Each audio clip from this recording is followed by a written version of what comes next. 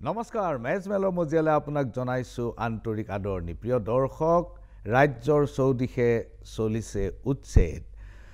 একেবাৰে নেঘেৰি বিলৰ পৰা হাছিলা বিললৈ মেৰাপানীৰ পৰা বিশ্বনাথলৈ সকলোতে কেৱল উচ্ছেদ আৰু এতিয়া গোটেই অসমত সমাজ ৰাজনৈতিক জীৱনত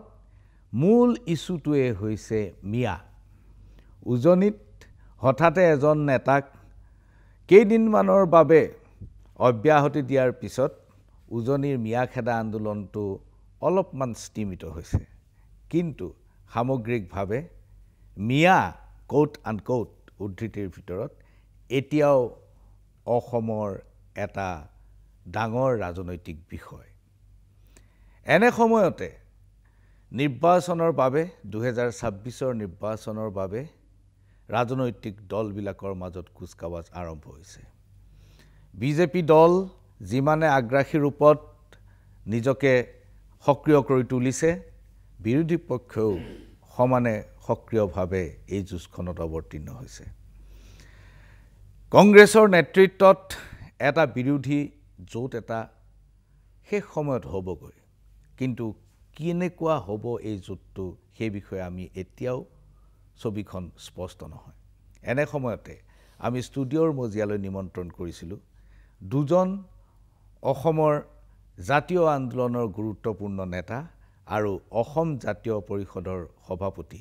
লুৰিণজ্যোতি গগৈ আৰু সম্পাদক জগদীশ ভূঞা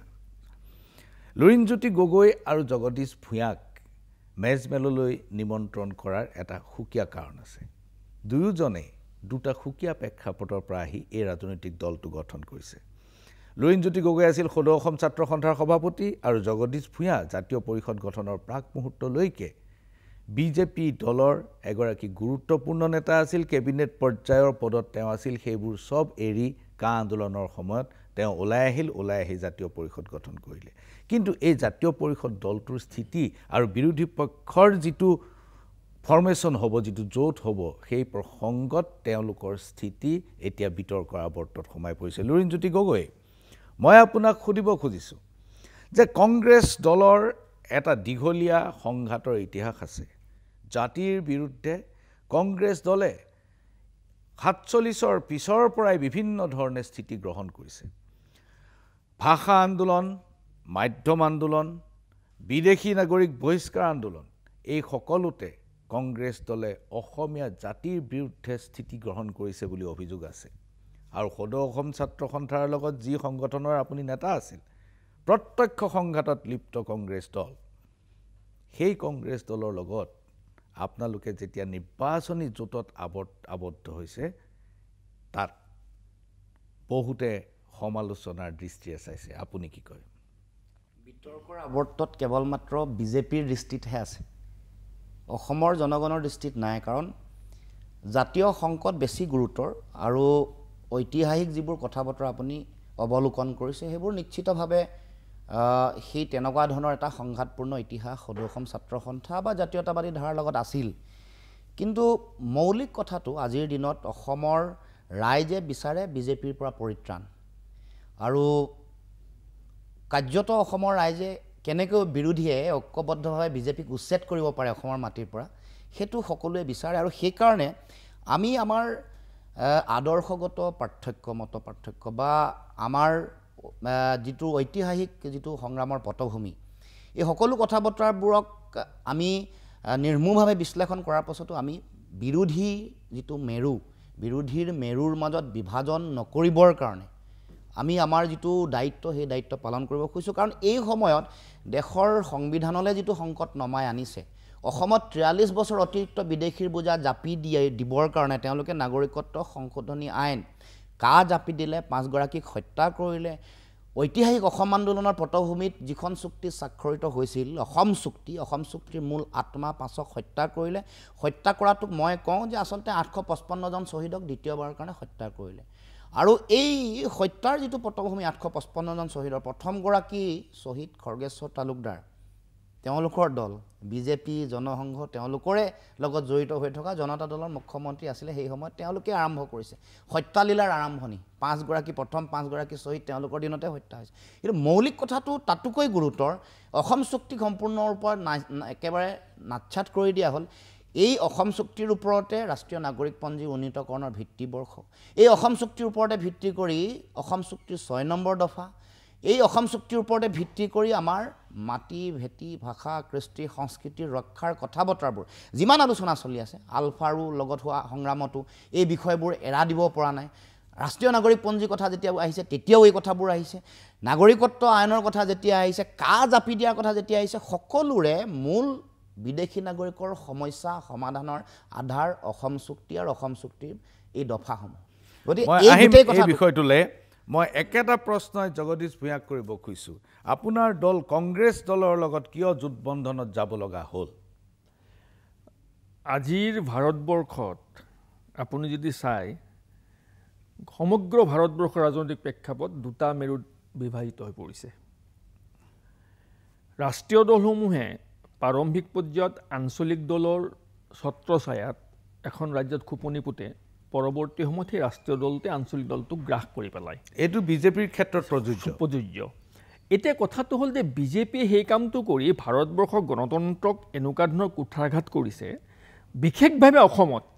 অসমৰ মানুহক জাতি মাতি ভেটি ৰক্ষা কৰিম বুলি শপত গ্ৰহণ কৰি ৰাইজৰ পৰা ভোট লৈ চৰকাৰ গঠন কৰিলে প্ৰথমবাৰ অসমৰ ৰাইজে জাতি মাতি ভেটি সুৰক্ষা কৰিব বুলি বিজেপিৰ পিছত দৌৰিলোঁ আমি সকলোৱে তাৰ পিছৰবাৰ নিৰ্বাচনত ক'লে যে আমি মোগলৰ বিৰুদ্ধে যুঁজিম এখন শেষ শৰাইঘাট গতিকে মোগলৰ বিৰুদ্ধে কৰা শেষ শৰাইঘাটখন কৰিব বুলি আশা কৰি চবেই বিজেপিক দলক ভোট দিলে আজিৰ বা 6 মাহ আগত সমষ্টি পুনৰ নিৰ্ধাৰণ কৰোঁতে মুখ্যমন্ত্ৰীয়ে ক'লে যে আৰু 50 বছৰলৈ অসমৰ 102টা সমষ্টি আমি সুৰক্ষিত কৰিলোঁ অসমীয়া খিলঞ্জীয়া মানুহৰ হাতত ৰাজনৈতিক অধিকাৰ 102টা সমষ্টিত 50 বছৰলৈ সুৰক্ষিত হ'ব এই সমষ্টি পুনৰ নিৰ্ধাৰণৰ দ্বাৰা এতিয়া আপুনি কথাটো চাওক অসমীয়া জাতি মাতি ভেটি ৰক্ষা কৰাৰ সংগ্ৰামখন মোগলৰ বিৰুদ্ধে আৰম্ভ কৰা সেই শৰাইঘাটৰ ৰণখন বা মানে সমষ্টি পুনৰ নিৰ্ধাৰণ দ্বাৰা 102টা সমষ্টি অসমীয়া জাতিৰ বাবে সুনিশ্চিত কৰা হিমন্ত বিশ্ব শৰ্মাই শেহতীয়াভাৱে কিজোৰ কাণ্ড কাৰখানা কৰি আছে ই অসমীয়া জাতিটোৰ পৰাই ভয়াৱহ জাতি মাতি ভেটি ৰক্ষা কৰিম বুলি কৈ কাখন আনিলে কাখন আনি অসমীয়া মানুহক ত্ৰিপুৰাৰ দৰে সৰ্বকালৰ বাবে সংখ্যালঘু কৰি অসমৰ ৰাজনৈতিক অধিকাৰ নিষেধ কৰাৰ বাবে বিজেপিয়ে ষড়যন্ত্ৰ কৰিলে আজি যিটো মুখ্যমন্ত্ৰী হিমন্ত বিশ্ব শৰ্মাই কৈ আছে যে অসমীয়া জাতি সংখ্যালঘু হ'ব হয় অসমীয়া জাতি সংখ্যালঘু হ'ব বুলি অসমীয়া মানুহে 1979 চনতে গম পাইছিল যাৰ কাৰণে অসম আন্দোলন আৰম্ভ কৰিছিল আৰু সেই আন্দোলনৰ পটভূমিত আন্দোলনৰ ফলশ্ৰুতিত অসম চুক্তি ৰূপায়ণ হৈছিল য'ত 6 নং দফাটো সন্নিৱিষ্ট কৰা হৈছিল এইবাবেই যে 20 বছৰৰ বিদেশীৰ বোজা অসমীয়া মানুহে গ্ৰহণ কৰিছে অসমীয়া মানুহ অদূৰ ভৱিষ্যতে সংখ্যালঘু হোৱাৰ আশংকা আছে গতিকে সংবিধানে ৰক্ষা কবচ দি অসমীয়া মানুহক সাংবিধানিকভাৱে সুৰক্ষিত কৰাৰ প্ৰতিশ্ৰুতি আছিল কেন্দ্ৰীয় চৰকাৰৰ কিন্তু সেই প্ৰতিশ্ৰুতি পূৰণৰ পৰিৱৰ্তে তেওঁলোকে কাখন আনি 2014 চনলৈকে বিদেশী অহাৰ পথ মুকলি কৰি দিলে আপুনি কৈছে কংগ্ৰেছে লগত কেনেকৈ হ'ল এতিয়া কথাটো চাওক কংগ্ৰেছে 71 চনলৈকে আন্তঃৰাষ্ট্ৰীয় বিভিন্ন ধৰণৰ আইন কানুনৰ কাৰণত বা যিকোনো কাৰণত পাকিস্তানৰ বিভাজন হৈছিল 71 চনত বাংলাদেশৰ জন্ম হৈছিল গতিকে বাংলাদেশী বহিষ্কাৰ কৰিব লগা বিষয়টো যদি আহে 71 চনটোকে হ'ব লাগিব কাৰণ বাংলাদেশ সৃষ্টি 71 চনৰ আৰু উচ্চতম ন্যায়ালয়েও সেইটোৱে নিৰ্দেশ দিছে এতিয়া 71 চনলৈকে যদি কংগ্ৰেছে বিদেশী 71 চনৰ পাছৰ বিদেশী খেলিম বুলি আমাৰ লগত চুক্তিবদ্ধ হ'ল বিজেপিটো 14 চনলৈকে বিদেশী অহাৰ পথ মুকলি কৰি দিলে গতিকে বিজেপি কংগ্ৰেছতকৈ ভয়াৱহ নহয় জানো আপোনাক এটা সৰু কথা মই আপোনাক দেখুৱাওঁ এটা বাক্য কোট শুনি যাব মই ঈশ্বৰৰ নামত শপত খাই প্ৰতিজ্ঞা কৰোঁ যে মই বিধিৰ ৰাজ স্থাপিত ভাৰতৰ সংবিধানৰ প্ৰতি সত্য নিষ্ঠাৰে বিশ্বাস ৰাখিম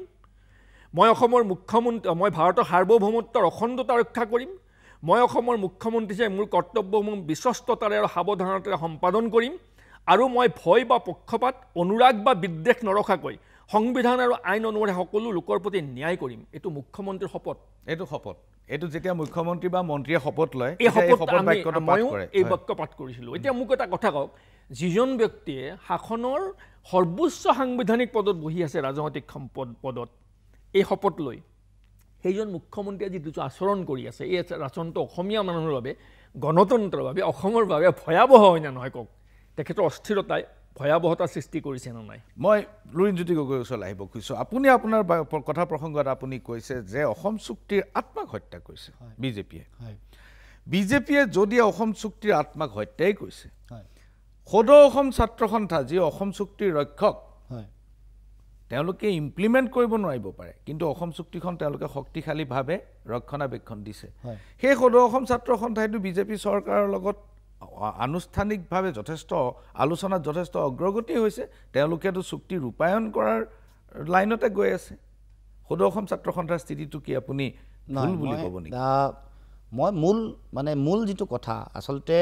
এইখন চুক্তি ৰূপায়ণৰ দায়িত্ব গৃহ মন্ত্ৰণালয় নিশ্চয় ত্ৰিপাক্ষিক চুক্তি গৃহমন্ত্ৰীৰ ইয়াৰ নোডেল মিনিষ্ট্ৰী আৰু ৰাজ্য চৰকাৰ আৰু সদৌ অসম ছাত্ৰ সন্থা ট্ৰাইপাৰ্টেট এটা ত্ৰিপাক্ষিক এখন চুক্তি বা বৈঠক হ'লেও সাধাৰণতে ত্ৰিপাক্ষিকে হয় এতিয়া যিকোনো এটা কথা এতিয়া অসম চুক্তিৰ 6 নম্বৰ দফাৰ সাংবিধানিক আৰু ন্যায়িক ন্যায্যতা তেতিয়া পাব যেতিয়া চুক্তিখন এই 6 নম্বৰ দফাৰ যিখন প্ৰতিবেদন এখন কেন্দ্ৰীয় গৃহমন্ত্ৰীয়ে গ্ৰহণ কৰিব কেন্দ্ৰীয় গৃহমন্ত্ৰীৰ দ্বাৰা গোটেই কথাটো বাকী যিবোৰ কথা এতিয়া সাধাৰণতে চৰ্চা কৰা হয় সাধাৰণতে যিকেইটা বিষয় উনুকিওৱা হয় তাত আপুনি অসম চুক্তিত যদি চাই তেতিয়া দেখিব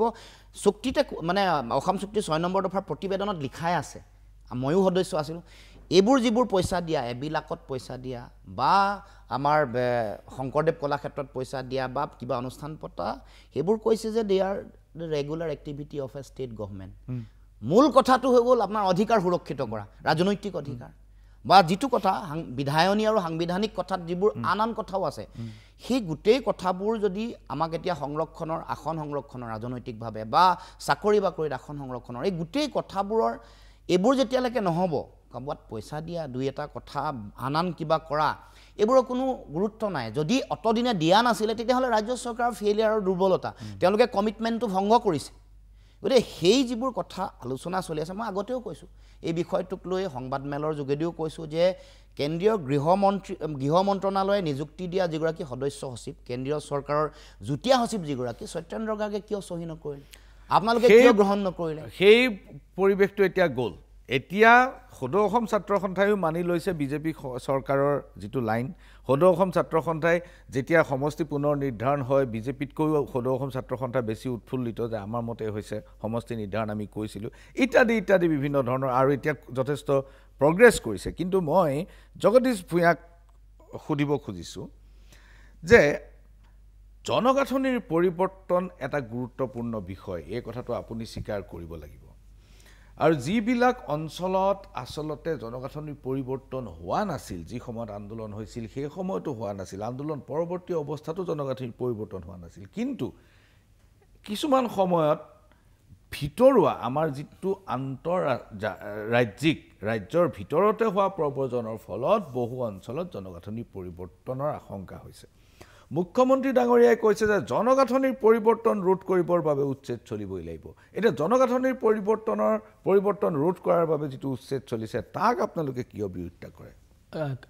আপুনি ক'ত পাইছিল নেকি আমি বিৰোধিতা কৰা বুলি আপোনাৰ কথা বতৰাৰ পৰা তেনেকুৱাই ধাৰণা হয় মোক এটা বাক্য আপুনি কোট কৰি দিয়কচোন ক'ত কৈছিলোঁ আপুনি কৈছে যে এইবোৰ মানুহ উচ্ছেদ কৰি কি হ'ব অমুকত উচ্ছেদ কৰক তমুকত উচ্ছেদ কৰক এবাৰো কোৱা নাই বিদেশী আপুনি উলিয়াই এবাৰো কোৱা নাই আমি কৈছোঁ যে জনগাঁথনিৰ পৰিৱৰ্তন হৈছে আমি কৈছোঁ সত্ৰৰ মাটিও বেদখল হৈছে অসমৰ সংৰক্ষিত বনাঞ্চল PGR VGR জলাশয় এইবোৰো বেদখল হৈছে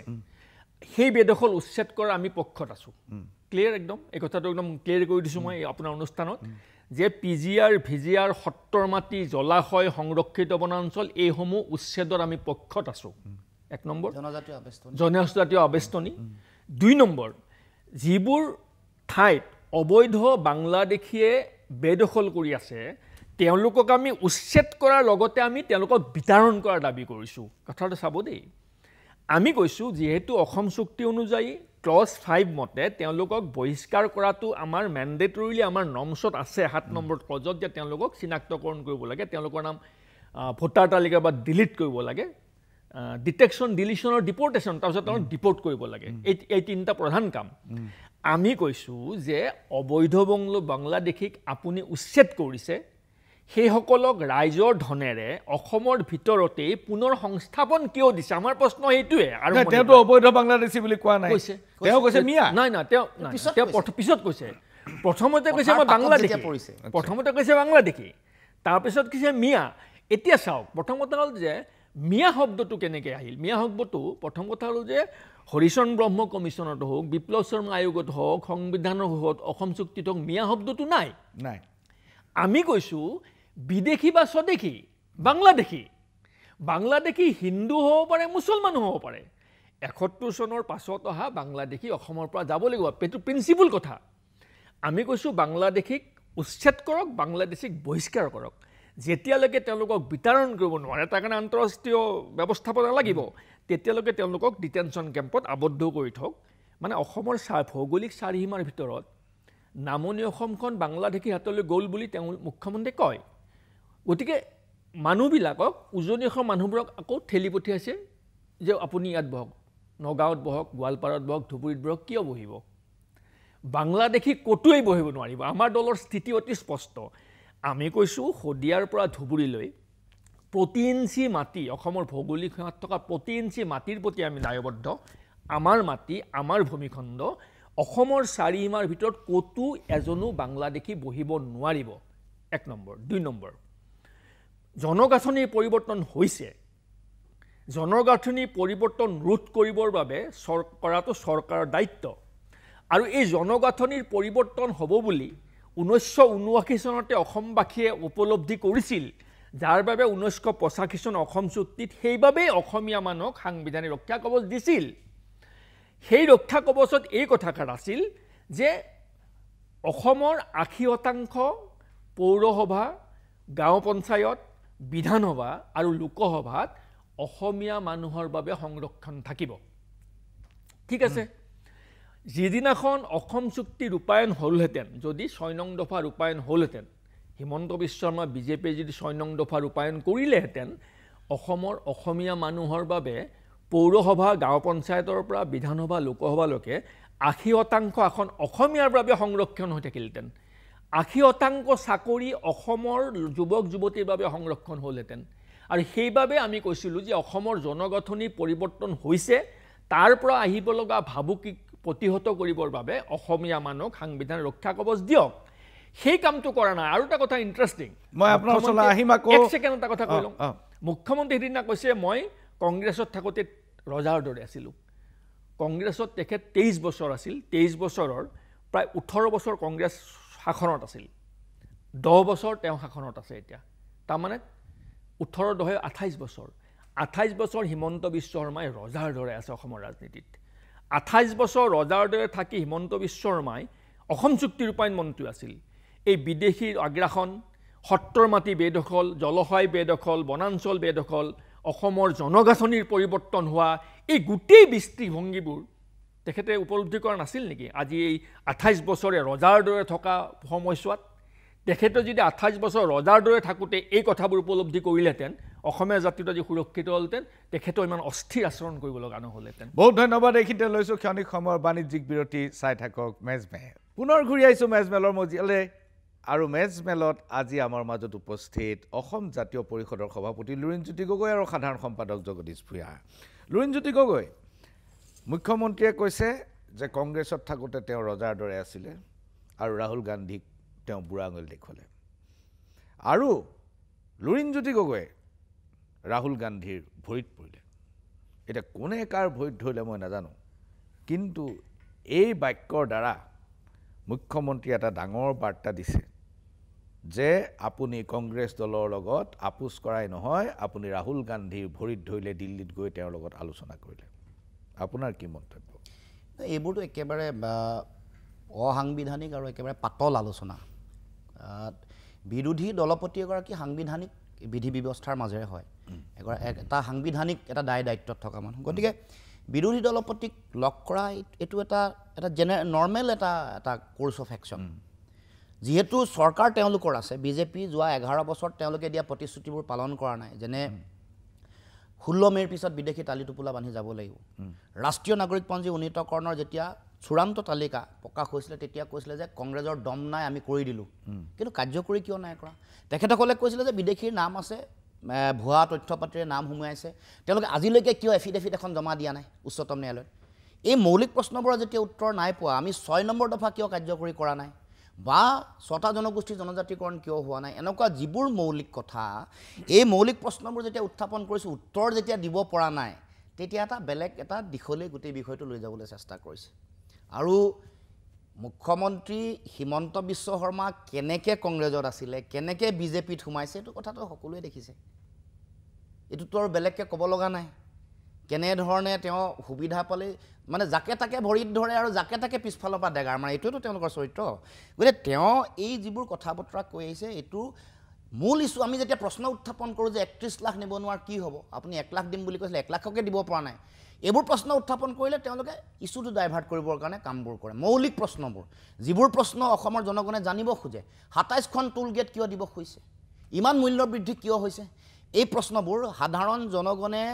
আপোনালোকৰ বসুন্ধৰা অধীনত মাটিৰ পট্টা পোৱাৰ কথা আছিলে নাপালে কিয় চাহ জনগোষ্ঠীয় মানুহে 351 টকা হাজিৰা দিয়া কথা আছিলে কিয় নিদিলে চাহ জনগোষ্ঠীয় মানুহক তেওঁলোকে বাগানবোৰৰ পৰাই মাটি তেওঁলোকক দিম বুলি কৈছে তেওঁলোকে নিজৰ স্বাৰ্থত লৈ ল'লে 10% মাটি বিভিন্ন জায়গাত দেখে কিন্তু চাহ বাগানৰ এগৰাকীও এটাও পৰিয়ালে তেওঁলোকে এবিঘাও মাটি দিব পৰা নাই এক কথাও মাটি দিব পৰা নাই এইবোৰ প্ৰশ্ন যেতিয়া উত্থাপন কৰোঁ মুখ্যমন্ত্ৰীয়ে নিজৰ দুৰ্বলতা থাকিবৰ কাৰণে ডিবেটৰ যিটো স্তৰ এইটো তললৈ লৈ গুচি যায় এই এনেকুৱা ধৰণৰ কথা বতৰা গোটেই কথাবোৰ অস্থিৰ কোনো ধৰণৰ কথা বতৰা ক'বাত এই মানুহক আজি আপোনাৰ বেলেগ এটা শব্দ কৈছে যিটো ব্যৱহাৰ আমি নকৰোঁ এতিয়া অচিনাকি মুখ বুলি ক'লে তাৰ আগত আকৌ বেলেগ এটা কৈছিলে তাৰ মানে এই যে যিবোৰ কথা কৈ আছে যে মিছা কথা লাহে লাহে লাহে যুক্তিৰে ধৰা পৰিছে এতিয়া আমি অসম চুক্তিৰ 6 নম্বৰ দফা মানে উচ্ছেদক লৈ আমি অসম চুক্তিক মানো আমাৰ কাৰণে গীতা কোৰাণ বাইবেল অসম চুক্তিৰ 10 নম্বৰ দফাত ভালকৈ কোৱা আছে যে চৰকাৰী ভূমিসমূহ বেদখলমুক্ত কৰিবলৈ হ'লে আইনী ব্যৱস্থা গ্ৰহণ কৰা হ'ব জনজাতি অধ্যুষিত অঞ্চলসমূহ আইনী ব্যৱস্থাৰে বেদখলমুক্ত কৰা হ'ব ক্লিয়াৰ অসম চুক্তি মানুহ গতিকে বেদখলটো সম্পৰ্কত বা উচ্ছেদ সম্পৰ্কত আমাৰ দৃষ্টিভংগী অসম চুক্তিয়ে যিটো কৈছে 10 যি কৈছে এইটো মানুহ 11ও কৈছে যে কোনো বিদেশী নাগৰিকে অসমৰ ভূমিত আইন বহিৰ্ভূতভাৱে সম্পত্তি অধিগ্ৰহণ কৰাৰ ক্ষেত্ৰত প্ৰাসংগিক আইন অনুসৰি প্ৰতিবন্ধকতা লগোৱা হ'ব আৰু তাক নিশ্চিত কৰা হ'ব ক্লিয়াৰ 10 আৰু 11 গতিকে এই কথা বতৰাবোৰৰ যেতিয়া যুক্তিৰে আমাৰ প্ৰশ্ন আছিলে যে আপুনি বিদেশী বুলি কৈছিলে 16 চনত সোণোৱাল মুখ্যমন্ত্ৰী থাকোঁতেও কাজিৰঙাৰ মানুহ উচ্ছেদ কৰোঁতে আপোনালোকে বিদেশী বুলি কৈছিলে বিদেশী বুলি কোৱাৰ পিছত আপোনালোকে 14,72 লাখ টকা কিয় দিলে গৰুখুটিৰ মানুহবোৰ যেতিয়া উচ্ছেদ কৰিছে তেওঁলোককো আপোনালোকে বিদেশী বুলি কৈছে তাত আপোনালোকে 1 বিঘাকে ক'ত পঠালে দলগাঁৱতে পঠাইছে অসমৰ বাহিৰলৈতো খেদাই পঠা নাই বিদেশী বুলি কোৱাৰ পাছত আজি আপোনালোকে য'ত ধুবুৰী যিটো অঞ্চলত উচ্ছেদ কৰিছে তেওঁলোকক 20 কোটি টকা দিম বুলি আপোনালোকে নিৰ্ধাৰণ কৰিলেতো আৰু সেই মানুহসকলৰ তেওঁলোকে য'ৰ পৰা উচ্ছেদ কৰিছে আজি মই গম পাইছোঁ সকলোৰে পট্টাৰ নম্বৰ ডাক নম্বৰ আহি আছে তাৰ মানে সেই চৰকাৰী ভূমিত অতদিনে তোমালোকবোৰে মন্ত্ৰী আছিলা তোমালোকৰ অধীনতে তাত পট্টা দিয়া হৈছিল হয়তো তোমালোকৰ নিজৰ ভেষ্টেড ইণ্টাৰেষ্ট সেইটো সময়ত নিজৰ ৰাজনৈতিক স্বাৰ্থ সিদ্ধি কৰিবৰ কাৰণে চৰকাৰী ভূমিত পট্টা কোনে দিব অফিচাৰে দিব পলিটিকেল উইল বা পলিটিকেল ছাপৰ্ট নহ'লে কোনোবাই পট্টা দিব পাৰে নেকি গতিকে এই কথাবোৰ লাহে লাহে লাহে লাহে উলিয়াই আনিব লাগিব আৰু ওলাই পৰিছে কাৰণে ব্যৰ্থতা ঢাকিবৰ কাৰণে কাৰণ আনকি মনত পেলাই দিব খুজিছোঁ যদিও এইটো কথা আমি গ্ৰহণ নকৰোঁ কাৰণ কেন্দ্ৰীয় গৃহমন্ত্ৰীয়ে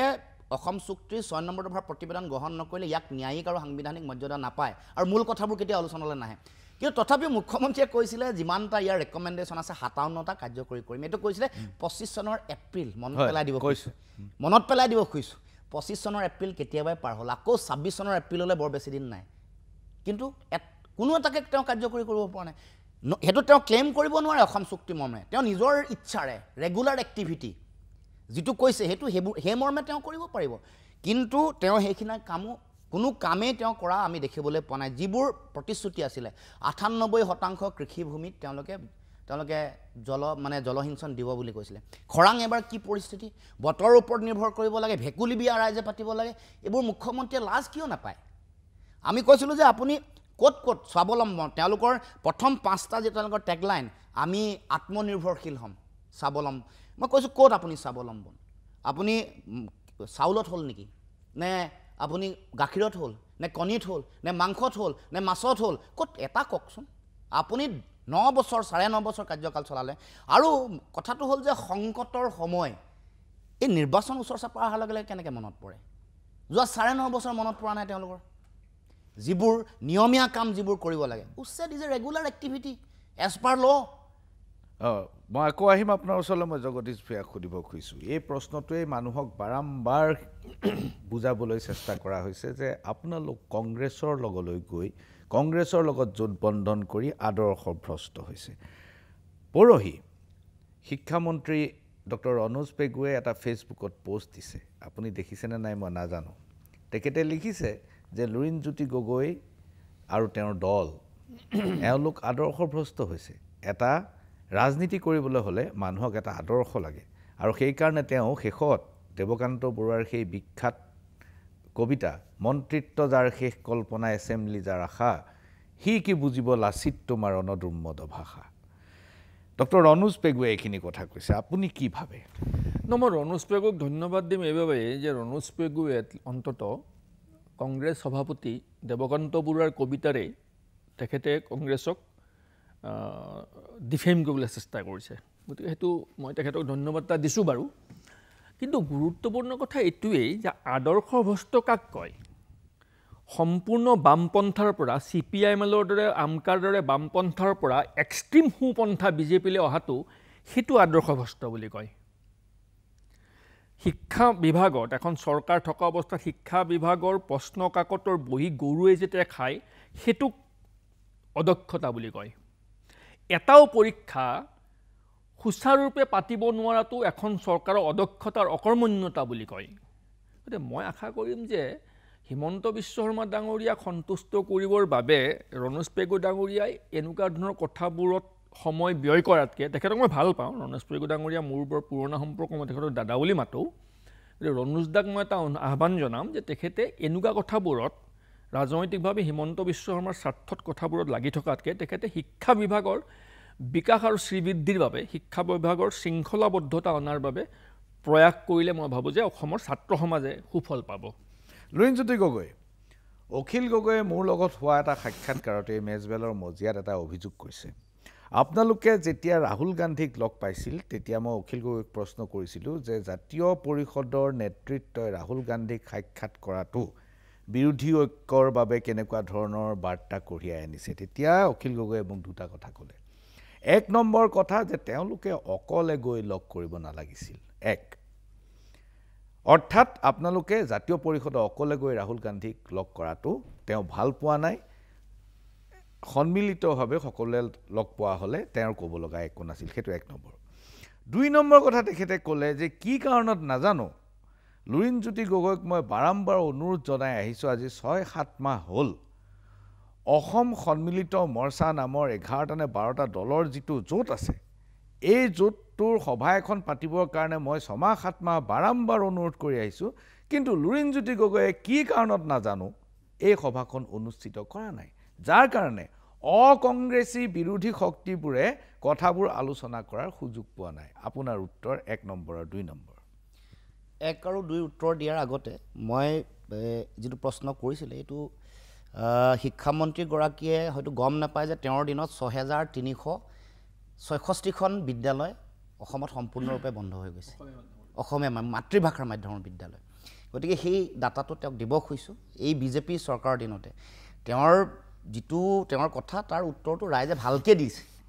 ৰাইজৰ এই উত্তৰবোৰত তেওঁ চাগে সেইবোৰ পঢ়া শুনা কৰি চাইছে তেওঁৰ মানে ভাস্কৰ নন্দীৰ পৰা শ্যামাপ্ৰসাদ মুখাৰ্জীলৈকে যিটো যাত্ৰা বা দীনদয়াল উপাধ্যায়লৈকে সেইটো ৰাইজে কৈছে যে তেওঁ নিজৰ অৱশেষত অন্ততঃ তেওঁ আত্মসমালোচনাটো কৰিছে নিজে এইটো ৰাইজে খুব ভাল পাইছে আৰু দ্বিতীয় কথাটো আহোঁ এই যিটো কথা কৈছে এইটো আমি দিল্লীৰ যিটো যাত্ৰা এইটো আমাৰ দলীয় নিজা যাত্ৰা এনেকুৱা ধৰণৰ বিষয়বোৰ আমি 2024 চনৰ লোকসভা নিৰ্বাচনৰ আগতো মল্লিকাৰ্জুন খৰ্গে ডাঙৰীয়াক আমি লগ কৰি আমি কৈছিলোঁ যেতিয়া আমি একেলগে নিৰ্বাচন খেলিছোঁ কৈছিলোঁ যে নেশ্যনেল এজেণ্ডাত এই 14টা জাতীয় বিষয় অসম চুক্তি ৰূপায়ণ 6 নম্বৰ দফা কাৰ্যকৰী কৰা এই বিষয়সমূহ ৰাষ্ট্ৰীয় এজেণ্ডাত অন্তৰ্ভুক্ত হ'ব লাগে আৰু যিবোৰ আপোনালোকৰ নেশ্যনেল এজেণ্ডাত যিবোৰ দিব নোৱাৰে সেইবোৰ অন্ততঃ আপোনালোকে মানে আপোনালোকৰ যিখন দৃষ্টিপত্ৰ তাত দিব নোৱাৰিলেও কিন্তু অসমৰ জনগণক যেতিয়া প্ৰচাৰলৈ যাব আশ্বস্ত কৰিব লাগে যে এইবোৰক লৈ আমি ভৱিষ্যতৰ দিনসমূহত কাম কৰিম বা যুঁজিম গতিকে এইবাৰৰ যিটো যাত্ৰা যিহেতু মিত্ৰতাক লৈ নহয় গতিকে এই অসম জাতীয় পৰিষদ হিচাপে আমাৰ বিষয়বোৰ কাৰণ আমাৰ দলটোৰ যিবোৰ চিন্তা আছে, যিবোৰ দৃষ্টিভংগী আছে, যিবোৰ দৰ্শন আছে, যাৰ ওপৰত ভিত্তি কৰি আমাৰ দলটো গঠন হৈছে, এইবোৰ মানে আমি জনাবৰ কাৰণে, এইবোৰৰ কাৰণে যুঁজিবৰ কাৰণে কাৰোবাক নিশ্চয় ক'ব লাগিব। আমাৰ কোনো প্ৰতিনিধি আজি বিধানসভাতো নাই, লোকসভাতো নাই। আমি যিহেতু চৰকাৰখনক মানে চৰকাৰ 2014 আৰু 2016ত যি হৈছিল এইবোৰ কথাক লৈ এইবোৰে প্ৰতিশ্ৰুতি আছিল যে চুক্তি ৰূপায়ণ কৰা হ'ব, বিদেশী বহিষ্কাৰ কৰা হ'ব, তালি টোপোলা বান্ধি যাব লাগিব, 6 নম্বৰ দফা দিব। এই কামবোৰ যিহেতু তেওঁলোকে আহি পৰ্যায়ক্ৰমে নকৰিলে, ইউ টাৰ্ণ ল'লে। বৃহৎ নদীবান সম্পৰ্কতো তেওঁলোকৰ আগৰ যিটো দৃষ্টিভংগী তাৰ ইউ টাৰ্ণ। আনকি এতিয়া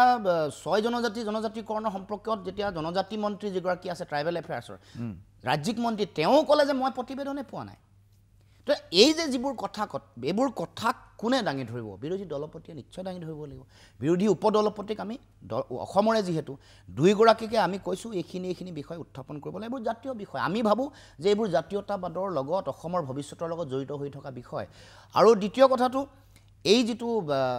অসম সন্মিলিত মৰ্চা, অসমৰ মিটিঙৰ কথা অখিল দাই নোকোৱা নহয়, আৰু ময়ো আমাৰ আৰু সভাপতি ডাঙৰীয়াও আছে, মানে এইটো মই পাতিম বুলি ক'লে পাতিব পৰা বিষয় নহয়। তেখেতটো সাংসদ, ৰাজ্যসভাৰ সাংসদ, তেখেতৰ ছেশ্যন থাকে। তাৰপিছত তেওঁ যিখন নাগৰিক সমাজৰো শেহতীয়াকৈ অভিৱৰ্তনৰ কাৰণেও জড়িত। মই এই কথাখিনি পাতিছোঁ কাৰণ সভাপতি আৰু সম্পাদকে আমি এটা সিদ্ধান্ত লোৱাৰ পিছতহে আগবাঢ়িব পাৰিম, কাৰণ তেওঁৰো যথেষ্ট ব্যস্ততাৰ কাৰণে বহুবাৰ কথা পাতিছোঁ। আন দলৰ লগতো পাতিছোঁ, CPIMৰ লগতো পাতিছোঁ, CPIৰ লগতো পাতিছোঁ, কাঠাৰ ডাঙৰীয়াৰ লগতো পাতিছোঁ, কিন্তু হৈ উঠা নাই। কাৰণ কেইবাটা দলো যিহেতু আমি একেলগে আছোঁ, সকলোৰে এটা কনচেনচাছ যেতিয়া নহ'ব তেতিয়া সেইটো হৈ উঠাটো সম্ভৱ হৈ উঠা নাই। গতিকে আমিতো প্ৰচেষ্টা কৰি আছোঁ। খুব সোনকালে অহা 25 তাৰিখে আমাৰ বিৰোধী অসম সন্মিলিত মৰ্চাৰ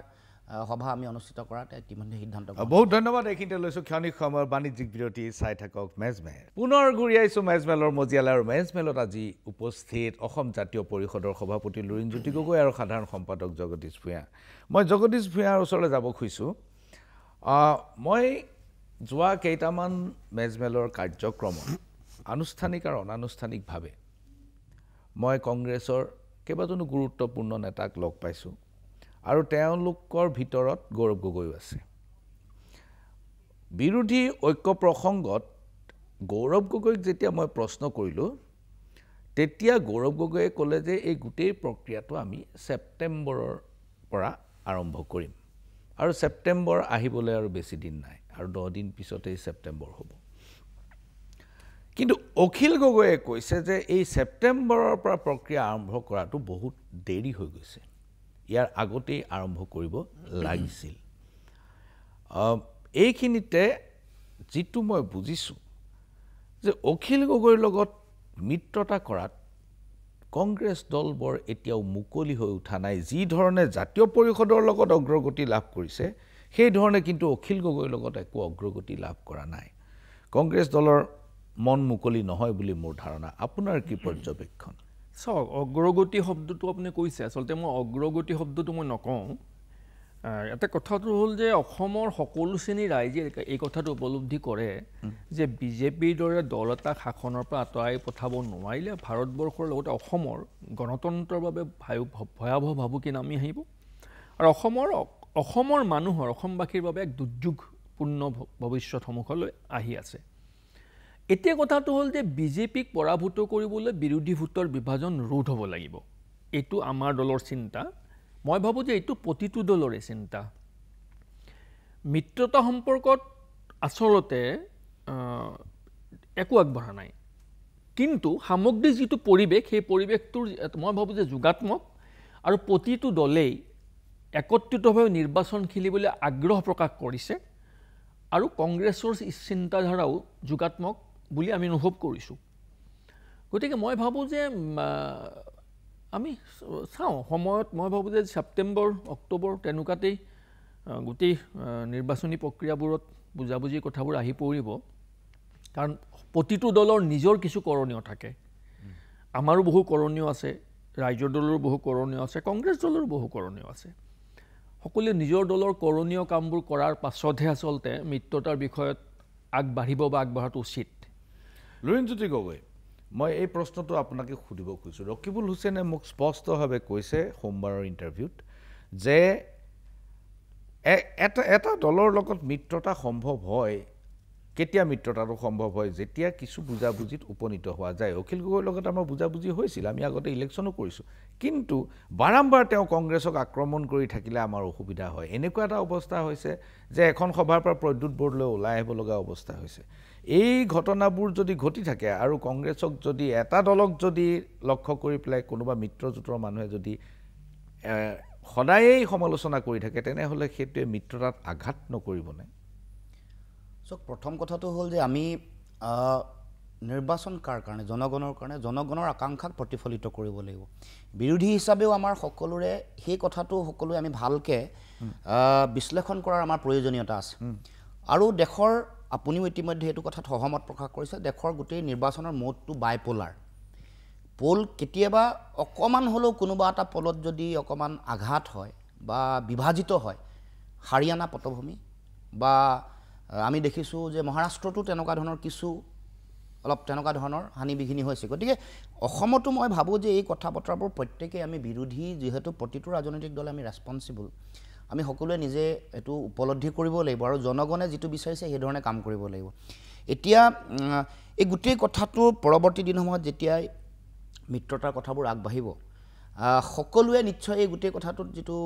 ৰণকৌশল এইটো অধিক পৰিপক্কভাৱে নিশ্চয় ল'ব বা লোৱাটো উচিত মই কাৰণ বিৰোধী বুলি ক'লে আমি যাৰ কথা কৈ আছোঁ সকলোৰে কথা যিহেতু আহে সেইকাৰণে এই সময়ত আমি অকণমান সকলোৱে খুব পৰিকল্পিতভাৱে খুব পৰিপক্কভাৱে গোটেই ৰণকৌশলটো ষ্ট্ৰেটেজিটো কৰাটো উচিত বুলি মই ভাবোঁ আৰু মই ভাবোঁ যে পৰিৱেশটো কিন্তু জনগণে সেইধৰণেই বিচাৰিছে আৰু যোগাত্মক মানসিকতা আমাৰতো সম্পূৰ্ণ আছে আৰু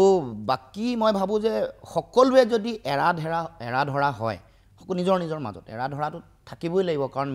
এটা সমন্বয়ৰ কাৰণে এটা বুজা পৰাৰ কাৰণে আৰু গোটেই কথাটো দল আৰু মানে আপোনাৰ ব্যক্তি স্বাৰ্থৰ ঊৰ্ধ্বলৈ গৈও আমি ভাবিব লাগিব কাৰণ নহ'লে ইতিমধ্যে এই কথা কোৱাই গৈছে যে তেওঁলোকে যি ধৰণে কেন্দ্ৰটো চৰকাৰ আছে অসমতো কি ধৰণে তেওঁলোকে অৰ্থ সৰ্বোচ্চ এটা ৰাজনীতি এটা কৰি পেলাইছে গুণগত ৰাজনীতি য'ত সংকটত পৰিছে তাৰ মাজত আমি তেওঁলোকক প্ৰত্যাহ্বান জনাবলৈ বা কমবেট কৰা বুলিয়ে কওক বা তেওঁলোকৰ লগত প্ৰতিৰোধ গঢ়ি তুলিবলৈ হ'লে আমি কিন্তু প্ৰাৰম্ভিক যিটো কথা সেইটো আমি কেনেকৈ আমাৰ সম্পৰ্কটো শক্তিশালী কৰিব পাৰোঁ কেনেকৈ ঐক্যবদ্ধ কৰিব পাৰোঁ তাৰ কাৰণে সকলোৱে কংগ্ৰেছৰ আটাইতকৈ বেছি ভূমিকা আছে ডাঙৰ দল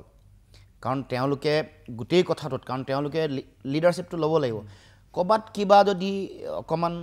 দশমিকত উত্তৰ ওলোৱা ধৰণৰ কথা আছে তেওঁলোকেই সেইটো কেনেকৈ ৰিপেয়াৰ কৰিব পাৰে সেই ক্ষেত্ৰত তেওঁলোকে উদ্যোগ ল'ব লাগিব মই ভাবোঁ জগদীশ ভূঞা মই এই প্ৰসংগলৈ আকৌ আহিম মই জগদীশ ভূঞাক সুধিব খুজিছোঁ যে আপুনি অস্বীকাৰ কৰি লাভ নাই যে উচ্ছেদে কিন্তু বিজেপিক পুনৰ জনপ্ৰিয় কৰি তুলিলে বহুত মানুহে উচ্ছেদটোক মুকলিভাৱে সমৰ্থন কৰিছে উচ্ছেদৰ মানুহ ক'ত থৈছে কি কথা ক'লৈ গৈছে সেইটো কোনো চোৱা নাই আপোনালোকে কাৰিকৰীভাৱে কৈ আছে যে ইয়াৰ পৰা নি দলগাঁৱত থৈছে উৰিয়াম ঘাটৰ পৰা আনি নগাঁৱত ৰাখিছে কিন্তু উচ্ছেদ হোৱাটোত মানুহ বেয়া পোৱা নাই আৰু এই আজিৰ দিনটোত যদি নিৰ্বাচন অনুষ্ঠিত হয় তেনেহ'লে মই দি ক'ব পাৰোঁ যে বিজেপি আৰু ইয়াৰ মিত্ৰজোঁটে জয়লাভ কৰিব এই পৰ্যবেক্ষণটোক আপুনি কি ধৰণে খণ্ডন কৰে আপোনাৰ গোটেই ধাৰণাটো বৰ শুদ্ধ যেন মোৰ লগা নাই কিন্তু উচ্ছেদ হোৱাৰ সময়ত সেই সময়ত যিটো পটভূমি গঢ় লৈছিল কিছুদিনৰ বাবে 2-3-4 দিনৰ বাবে সেই পটভূমিটোত আপোনাৰ কথাষাৰ আংশিক শুদ্ধ কিন্তু তাৰ পৰৱৰ্তী সময়ত জনসাধাৰণে উপলব্ধি কৰিলে যে উচ্ছেদটো এটা ৰাজনৈতিক হাতিয়াৰ হিচাপে হিমন্ত বিশ্ব শৰ্মা ডাঙৰীয়াই ব্যৱহাৰ কৰিব বিচাৰিছে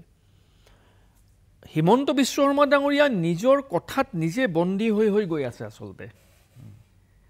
তেখেতে বাংলাদেশে উচ্ছেদ বুলি কৈছিল তাত তেওঁ বন্দী হ'ল কিয় মানুহখিনিক তেওঁ আকৌ অসমত সংস্থাপিত কৰিলে মানুহৰ প্ৰশ্ন আৰম্ভ হ'ল যে বাংলাদেশে যদি উচ্ছেদ হৈছে আকৌ পইচা দি সংস্থাপন কিয় কৰিছে নেক্সট প্ৰশ্নটো আহিল তাৰপিছত কালি মিয়া উচ্ছেদ কৰিছোঁ মিয়া বুলি কেনেকৈ উচ্ছেদ কৰিব সাংবিধানিকভাৱেতো মিয়া উচ্ছেদ কৰিব নোৱাৰে হয় স্বদেশীক উচ্ছেদ কৰিব বিদেশীক কৰিব লাগিব স্বদেশীক কৰিব লাগিব এতিয়া আৰম্ভ কৰিছোঁ অচিনাকি মানুহ এতিয়া অচিনাকি মানুহৰ তেওঁৰ যিটো নেৰেটিভ সেইটো ক্লিক কৰা নাই মানে মানুহে বিৰক্ত হৈছে এইবাবেই যে কেব চালকবিলাক অচিনাকি কেব চালকৰ অনুজ্ঞাপত্ৰখন কোনে দিয়ে পৰিবহণ বিভাগে দিয়ে তেওঁলোকক পুলিচ ৰিপৰ্ট কোনে দিয়ে? হিমন্ত বিশ্ব শৰ্মাৰ পুলিচে দিয়ে। এতিয়া হিমন্ত বিশ্ব শৰ্মাই 28 বছৰ অসমত ৰজাৰ দৰে শাসনত থকাৰ পাছত তেওঁৰ ৰাজ্যত যদি অচিনাকি মানুহৰ প্ৰয়োভৰ হৈছে, সেই দায়িত্বটো হিমন্ত বিশ্ব শৰ্মাই ল'ব লাগিব। গতিকে তেখেতৰ যিটো ৰাজনৈতিক সংকীৰ্ণ গণ্ডিৰ মাজত কেৱল ক্ষমতা প্ৰাপ্তিৰ বাবে তেওঁ যিটো নেৰেটিভ ক্ৰিয়েট কৰি আছে, এইটো জনসাধাৰণে গ্ৰহণ কৰা নাই। কাৰণ প্ৰাৰম্ভিক সময়ত হিমন্ত বিশ্ব শৰ্মা ডাঙৰীয়াৰ বিজেপি এই কথাটো বুজাব চেষ্টা কৰিছিল যে আমি উচ্ছেদ কৰিছোঁ, বাকী সকলো দলে উচ্ছেদৰ বিৰোধী। আমি যেতিয়া পৰ্যায়ক্ৰমে এইটো স্পষ্ট কৰি দিলোঁ যে আমি উচ্ছেদৰ বিৰোধী নহয়, চৰকাৰী ভূমি উচ্ছেদ বেদখল হোৱাটো আমি নিবিচাৰোঁ, সত্ৰৰ মাটি বেদখল হোৱাটো আমি নিবিচাৰোঁ, জলাশয় মাটি বেদখল হোৱাটো নিবিচাৰোঁ, সংৰক্ষিত বনাঞ্চল বেদখল হোৱাটো নিবিচাৰোঁ, ট্ৰাইবেল বেল্ট এণ্ড ব্লক বেদখল হোৱাটো নিবিচাৰোঁ, একে সময়তে আমি অবৈধ বাংলাদেশী 1 ইঞ্চি মাটি গ্ৰহণ কৰাটোও নিবিচাৰোঁ। আমি উচ্ছেদৰ বিৰোধী নহয়। আমি বিচাৰোঁ এতিয়া কাৰ্যত উচ্ছেদ প্ৰক্ৰিয়াটো চলাই নিছে ডক্টৰ হিমন্ত বিশ্ব শৰ্মাই, আৰু তেওঁ প্ৰভূত জনপ্ৰিয়তা অৰ্জন কৰিছে। নহয়, প্ৰভূত জনপ্ৰিয়তা অৰ্জন কৰা নাই। এই কথাটোকে মই ক'ব বিচাৰিছোঁ যে হিমন্ত বিশ্ব শৰ্মাই তেখেতে, মই ক'লোঁ তেখেতৰ কথাত বন্দী হৈ গৈ আছে। তেখেতে ক'লে যে দুদিন আগত কৈছে, মই কংগ্ৰেছত 23 বছৰ ৰজাৰ দৰে আছিলোঁ। 23 বছৰ কংগ্ৰেছত ৰজাৰ দৰে আছিল, 10 বছৰ বিজেপিত ৰজাৰ দৰে আছে। নহয় নহয় নহয়, কথাটো তাৰ লগত সম্পৃক্ত হৈ আছে যে এজন ব্যক্তি 34 বছৰ ৰাজশাসনত ৰজাৰ দৰে থকাৰ পাছত এই যে জনগাঁথনিৰ পৰিৱৰ্তন হ'ল, এই যে বেদখল হ'ল, এই যে উবাৰ চালকৰ মাজত অচিনাকি মানুহৰ প্ৰয়োভৰ ঘটিল, সকলোতে অচিনাকি মানুহ যে ভৰি পৰিল, তাৰ কাৰণে হিমন্ত বিশ্ব শৰ্মা ডাঙৰীয়া দায়িত্বটো মূৰ পাতি ল'ব নালাগিব জানো? কাৰণ তেখেতে 34 বছৰ ৰজাৰ দৰে আছে নহয় অসমত। বহুত ধন্যবাদ। এইখিনিতে লৈছোঁ ক্ষণিক সময়ৰ বাণিজ্যিক বিৰতি। চাই থাকক মেজমেল। পুনৰ ঘূৰি আহিছোঁ মেজমেলৰ মজিয়ালে, আৰু মেজমেলত আজি উপস্থিত লুৰিণজ্যোতি গগৈ আৰু জগদীশ ভূঞা। লুৰিণজ্যোতি গগৈ, আমাৰ সময় কমি আহিছে। ভোটাৰ তালিকাত বিদেশীৰ নাম আছে, ভোটাৰ তালিকাত ভুৱা ভোটাৰৰ নাম আছে, ভোটাৰ তালিকাত মৃত ব্যক্তিৰ নাম আছে, ভোটাৰ তালিকাত ডুপ্লিকেট ভোটাৰৰ নাম আছে। আমি সকলো কথা জানো। ক'ৰবাত সমষ্টিত কাৰোবাৰ নাম ৰেজিষ্ট্ৰেশ্যন হৈ আছে, আন দুটা সমষ্টিতো একেজন মানুহৰে নাম ৰেজিষ্ট্ৰেশ্যন হৈ আছে, কাৰোবাৰ মৃত্যু ঘটিছে কিন্তু তেওঁৰ ভোটাৰ তালিকাৰ পৰা নামটো বাদ পৰা নাই, অথবা ভোটাৰ তালিকাত সন্দেহযুক্ত বিদেশীৰ নাম থাকিব পাৰে বুলিও আশংকা আছে। তেনেকুৱা সময়ত অসমত এতিয়া স্পেচিয়েল ইণ্টেনচিভ ৰিভিজন হ'বলৈ গৈ আছে। অসম চৰকাৰে, নিৰ্বাচন আয়োগে ইতিমধ্যে নটিচ দিছে, জাননী দিছে, অসম, বেংগল আৰু কেৰালা এই 3খন ৰাজ্যত নিশ্চয় SIR হ'ব। SIR প্ৰসংগত আপোনাৰ ধাৰণাটো কি? নহয়, সমগ্ৰ দেশত আপুনি দেখিছে যে এই SIRক লৈ একদম সাংঘাতিক এটা পৰিৱেশ হৈছে, আৰু বিভিন্ন ধৰণৰ অচিনাকি মানুহৰ নাম ভোটাৰ তালিকাত আহি গৈছে, যিবোৰ সোমোৱাবলৈ চেষ্টা কৰিছে, আৰু বহুত যিসকল তেওঁলোকৰ বিৰোধী ভোটাৰ তেওঁলোকৰ নাম কাটিছে। যেনে এবাৰ পঞ্চায়ত নিৰ্বাচনটো হৈছে, যিবোৰ কথা আলোচনা হোৱা নাই। পঞ্চায়ত নিৰ্বাচনৰ সময়ত যিহেতু ডিলিমিটেশ্যন হৈছিলে, পুনৰ নিৰ্ধাৰণ কৰিছিলে, সীমা ৰদবল হৈছিলে, তাৰ নামতে, মানে তাৰ সুবাদ বুলি নহয়, তাৰ নামতে বহু মানুহৰ গাঁৱত নাম অহা নাই। কৈছে মোৰ নাম নাহিলে, নাম নহা গম পাই তেওঁলোকে এপিলো কৰিছিলে, তাৰপিছতো নাহিলে। তাৰমানে এই যিটো কাম ৰাষ্ট্ৰজুৰি কৰি থকা যিটো কাম, সেইটোৰ মানে প্ৰয়োগ অসমত ইতিমধ্যে পঞ্চায়ত নিৰ্বাচনত কৰি গ'ল। সেই ভোটবোৰ বিৰোধীৰ ভোট আছিল বুলি আপুনি কেনেকৈ কয়? নাই, তেওঁলোকে লোকসভা নিৰ্বাচনৰ ভোটৰ হেৰি দেখা পাইছে, তাৰ আগত ক'ত পাইছে চাই তেওঁলোকে গোটেই কামটো কৰে। এই গোটেই কামটো তেওঁলোকে ইয়াৰ আগত লোকসভা নিৰ্বাচন পাইছে, তাৰ আগত বিধানসভা নিৰ্বাচন পাইছে। ভোটৰ পেটাৰ্ণটো চোৱাটো সহজ, ক'ত পাইছে ক'ত নাই পোৱা সেইটো চাই তেওঁলোকে তাৰ ওপৰত হেমাৰ কৰে। আমাৰ স্পষ্ট কথা, বিদেশীৰ নাম কাটিব লাগে ভোটাৰ তালিকাৰ পৰা, সেইটোত আমি স্পষ্ট দৃষ্টিভংগী। এই ক্ষেত্ৰত NRC যিহেতু কাম উচ্চতম ন্যায়ালয়ে কৰি আছিলে, তেওঁলোকেও কৈছিলে, বিজেপিয়ে কৈছিলে, আপোনালোকৰ নিশ্চয় মনত আছে যে এইখন ৰাষ্ট্ৰীয় নাগৰিকপঞ্জীত বিদেশীয়ে ভুৱা তথ্য পাতিৰে নাম সোমোৱাইছে, এনেকুৱা বহুত প্ৰমাণ আছে। আমাৰ এতিয়া মুখ্যমন্ত্ৰীলৈ প্ৰশ্ন, এই সন্দেহ আৰু এই শংকা স্পষ্ট ৰূপত যুক্তিৰে কোৱাৰ পাছতো আজিলৈকে কিয় শপতনামা উচ্চতম ন্যায়ালয়ত দিয়া নাই, এফিডেভিট কিয় দিয়া নাই, এখনো দিয়া নাই? তাৰমানে এইটো আপোনালোকৰ কাৰণে ৰাজনৈতিক এজেণ্ডা নেকি? এতিয়া সেইকাৰণে স্পেচিয়েল ইণ্টেনচিভ ৰিভিজনৰ কথা যেতিয়া আহিব, বিদেশীৰ নামটো কৰ্তন হ'ব লাগিব, কিন্তু আমাৰ স্বদেশী মানুহৰ নাম কাটিব নোৱাৰিব। আৰু কিছুমান তেওঁলোকে পদপথৰ ব্যৱসায় লৈ আহিছে, তেওঁলোকৰ কিছুমান ঠিকাদাৰ আছে, তেওঁলোকৰ ঠিকাদাৰে কিছুমান আৰবান অঞ্চলসমূহত আনি তেওঁলোকক, বিহাৰতো তেওঁলোকৰ ভোটাৰ তালিকাত নাম আছে আৰু আমাৰ ইয়াতো আছে, ভৰাবলৈ চেষ্টা কৰিছে, লাগি আছে। এইটো খবৰ ল'ব আপুনি, কিছুমান বিশেষকৈ উজনি অসমৰ বহু যিবোৰ মানে মফচলীয়া চহৰ কওক বা চহৰ সেইবোৰত এই প্ৰক্ৰিয়াটো চলি আছে এইটো কিন্তু আমি খবৰ পাই আছোঁ গতিকে সেইবোৰ ৰোধ কৰিব লাগিব এনেকুৱা চব গণতন্ত্ৰক সংকটত পেলোৱাৰ যিটো কথা বতৰা যিটো ডেমক্ৰেচি ফ্ৰী এণ্ড যিটো ডেমক্ৰেচি এইটোক যাতে মানে হেমাৰ কৰা নহয় এইটোক যাতে মানে সংকট নমাই অনা নহয় কাৰণ অৱশেষত এই কামো যদি কৰে আনকি যোৱা দুটামানৰ দিনৰ আগততো আমাৰ কেন্দ্ৰীয় যিগৰাকী বিত্তমন্ত্ৰী তেওঁৰ স্বামীয়ে কৈছে যে শুদ্ধ ৰূপত যদি নিৰ্বাচন হ'লে 214খনত বিজেপি NDA সীমাবদ্ধ হৈ থাকিলে হ'লে 316খন পালে হ'লে ইউপিএ তেওঁ কৈছে যে শেষৰ 2 ঘণ্টাত 4.60 লাখ ভোটাৰে ভোট দিয়াৰ কাৰণে এইটো হ'বলৈ পালে সেই কথাটো তেওঁ কৈছে মই জগদীশ ভাইৰ ওচৰলৈ আহিব কৈছোঁ স্পেচিয়েল ইণ্টেনচিভ ৰিভিজন এইটো কাৰণে কৰিব খোজা হৈছে যাতে ডুপ্লিকেট ভোটাৰ নাথাকে এতিয়া ক'লে যে বিহাৰতো ভোট আছে অসমতো ভোট আছে সেইটো হ'বলৈ দিব নোৱাৰি আৰু সেইকাৰণে SIRখন কৰিব খুজিছে সেইকাৰণে SIR কৰিব খুজিছে SIR প্ৰসংগত কংগ্ৰেছ আৰু ইয়াৰ মিত্ৰ জোঁটৰ কিন্তু সাংঘাতিক ৰিজাৰ্ভেশ্যন আছে তেওঁলোকে আন্দোলন কৰি আছে ৰাহুল গান্ধীয়ে পদযাত্ৰা কৰি আছে বিহাৰত এতিয়া আপোনালোকৰ কি স্থিতি হ'ব অসমত না আপুনি কৈ আছে যে SIRত ডুপ্লিকেট ভোটাৰ নাথাকিবৰ বাবে কৰিছে আমি এনেকৈ ভাবিব পাৰোঁ নেকি যে SIRখন ডুপ্লিকেট ভোটাৰ অন্তৰ্ভুক্তিৰ কাৰণে কৰিছে সেই বুলি ভবাৰ অৱকাশ আছে যিটো কথা অপজিশ্যনে কৈ আছে আমাৰ কথা ইতিমধ্যে সভাপতিয়ে স্পষ্ট ভাষাত কৈছে যে আমি 71 চনৰ পাছত অহা অবৈধ বিদেশীৰ নাম মুক্ত এখন ভোটাৰ তালিকা বিচাৰোঁ প্ৰতিজন অবৈধ বিদেশীৰ নাম ভোটাৰ তালিকাৰ পৰা কৰ্তন হ'ব লাগে 1 নম্বৰ তাৰ কোনো সন্দেহ সেইটো আমাৰ দাবী সেইটো আমাৰ দীৰ্ঘদিনীয়া দাবী একে সময়তে SIRৰ নামত যাতে ভুৱা ভোটাৰ সৃষ্টি কৰি আৰু অসমৰ বিজেপি বিৰোধী ভোটাৰৰ নাম কৰ্তন কৰি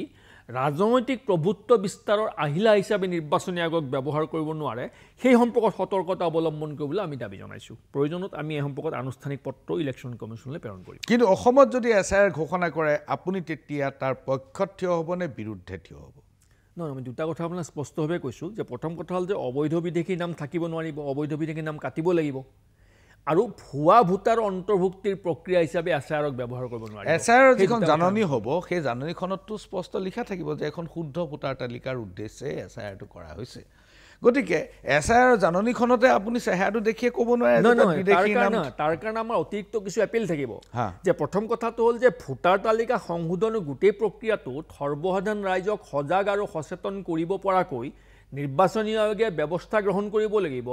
তৃণমূল পৰ্যায়লৈ জনসাধাৰণক এই প্ৰক্ৰিয়াটো কি ধৰণে কৰিবলৈ গৈ আছে কি কৰিবলৈ গৈ আছে তাৰ কাৰণে প্ৰশিক্ষণ দিব লাগিব জনসাধাৰণক উপযুক্ত প্ৰশিক্ষণ দি উপযুক্তভাৱে সকলোকে সজাগ আৰু সচেতন কৰাৰ পাছতহে এই প্ৰক্ৰিয়াটো তেওঁলোকে আৰম্ভ কৰাটো উচিত এই সম্পৰ্কত আমাৰ স্পষ্ট বিদেশী সম্পৰ্কে আপোনাৰ আৰু বিজেপিৰ ধাৰণাটো দুটা ধৰণে বিভক্ত বিজেপিৰ মতে 2014 চনৰ 31 ডিচেম্বৰলৈকে অহা হিন্দু বাংলাদেশীও স্বদেশী আপোনাৰ মতে 1971 চনৰ পিছত অহা সকলোৱে বিদেশী হিন্দু মুছলমান সকলোৱে বিদেশী এতিয়া কথাটো হ'ল যেতিয়া SIR হ'ব তেতিয়া 14 চনলৈকে এইখিনি অন্তৰ্ভুক্ত হ'বই আমি সেইকাৰণে বিৰোধ কৰিম সেইকাৰণে ক'লোঁ আমি বিদেশীৰ নাম থাকিব নোৱাৰিব বুলি আমি কৈ আছোঁ সেই কথাষাৰ আমি স্পেচিফিকেলি ইলেকশ্যন কমিশ্যনক লিখিম যে 1971 চনৰ পাছৰ বিদেশীৰ নাম অন্তৰ্ভুক্ত হ'ব নোৱাৰিব তাৰমানে এটা কথা মই কওঁ শুনক মুখ্যমন্ত্ৰী ডাঙৰীয়াই যে কৈ আছে যে অসমীয়া মানুহ বিধানসভাত 80% অসমীয়া মানুহ নাথাকিব অচিনাকি মানুহ হ'ব কাৰণ এইটো হ'ব কাৰণ 71ৰ পৰা 1914 চনলৈ হিন্দু বাংলাদেশীসকলৰ নাম যেতিয়া ভোটাৰ তালিকাত অন্তৰ্ভুক্তি হ'ব এই বৃহৎ সংখ্যক মানুহৰ ভোটাৰ তালিকাত নাম অন্তৰ্ভুক্তি হোৱাৰ লগে লগে সেই বৃহৎ সংখ্যক বাংলাদেশীয়ে অসমীয়াৰ ৰাজনৈতিক ভৱিষ্যত নিৰ্ণয়ৰ কৰ্তৃত্ব লাভ কৰিব গতিকে বাংলাদেশী এক বৃহৎ সংখ্যক বাংলাদেশীয়ে যেতিয়া আমাৰ ভৱিষ্যত নিৰ্ণয় কৰাৰ সুবিধা যিদিনা লাভ কৰিব ৰাজনৈতিকভাৱে সেইদিনাখন নিশ্চিতভাৱে আমি 20% নামিম মুখ্যমন্ত্ৰী ডাঙৰীয়াৰ কথাষাৰ সঠিকভাৱে কৈছে কিন্তু মুখ্যমন্ত্ৰী ডাঙৰীয়াহে আমাক 20% সংখ্যালঘু হ'ব পৰা পথটো মুখ্যমন্ত্ৰী আৰু বিজেপি চৰকাৰে নিৰূপণ কৰিছে পুনৰ ঘূৰি আহিছোঁ মেজমেলৰ মজিয়ালৈ আৰু মেজমেলত আজি আমাৰ মাজত উপস্থিত অসম জাতীয় পৰিষদৰ সভাপতি লুৰিণজ্যোতি গগৈ আৰু সাধাৰণ সম্পাদক জগদীশ ভূঞা লুৰিণজ্যোতি গগৈ NRCত 19 লাখ মানুহৰ নাম বাদ পৰিছে আৰু এইখিনি মানুহ বাদ পৰিছে যদিও তেওঁলোক নাগৰিক হয় নহয় এতিয়াও প্ৰতীয়মান হোৱা নাই তেওঁলোকৰ সুযোগ দিয়াৰ কথা আছিল কিন্তু নহ'ল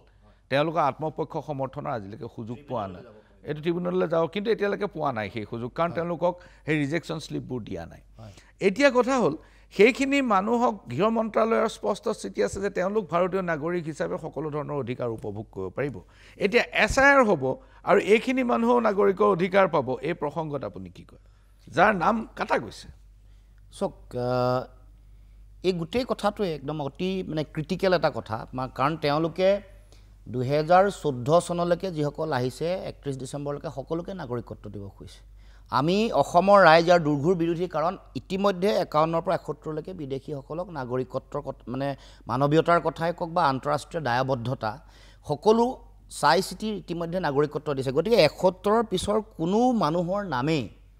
আচলতে ভোটাৰ তালিকাত ইয়াত নাম সন্নিৱিষ্ট হ'ব নোৱাৰে কোনো কাৰণতে কেতিয়াও। এইটো কাৰণ এইটোৱে আমাৰ সংকট, অসমৰ মানুহৰ সংকট নমাই আনিব, ঘনীভূত হ'ব। এতিয়া যিটো কাম তেওঁলোকে কৰিবলৈ গৈ আছে শেহতীয়াকৈ, দুটা কথাত তেওঁলোকে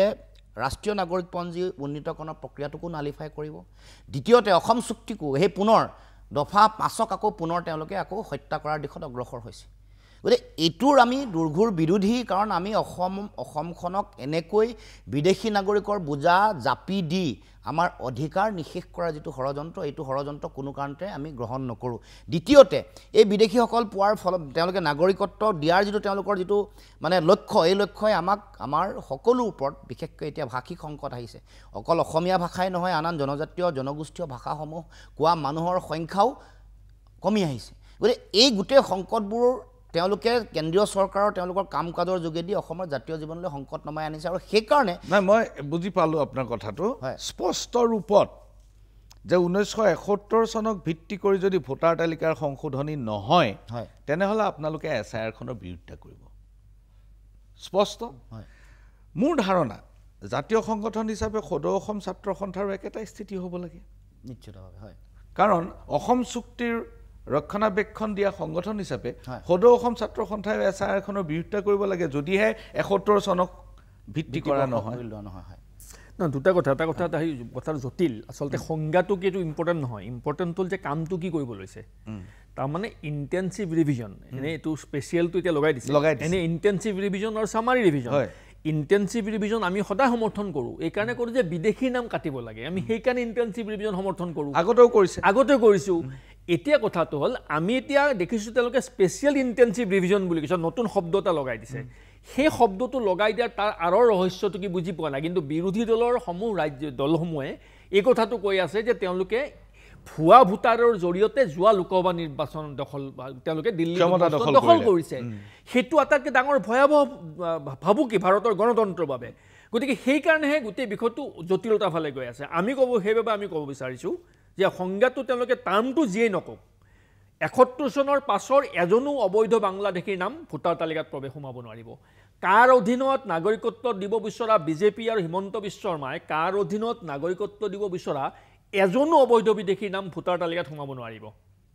আমাৰ লগত এইটো দাবী থাকিব যে মানে ভুৱা ভোটাৰৰ নাম সন্নিৱিষ্ট কৰি ৰাজনৈতিক পৃষ্ঠভূমিক নিৰ্মাণ কৰাৰ বিজেপিৰ যি ৰাজনৈতিক ষড়যন্ত্ৰ, সেই ষড়যন্ত্ৰত ইলেকশ্যন কমিশ্যন হাতিয়াৰ হিচাপে ব্যৱহাৰ হ'ব নালাগিব। এইকেইটা কথা আমি ইলেকশ্যন কমিশ্যনক লিখিতভাৱে আমি দাবী জনাম। বহুত ধন্যবাদ আপোনালোক দুয়োজনকে। নিৰ্বাচনৰ পূৰ্বে আপোনালোক দুয়োজনক পুনৰ নিশ্চয় মেজমেলৰ মজিয়াত লগ পাম। আজিলৈ ইমানতে সামৰিছোঁ, নমস্কাৰ।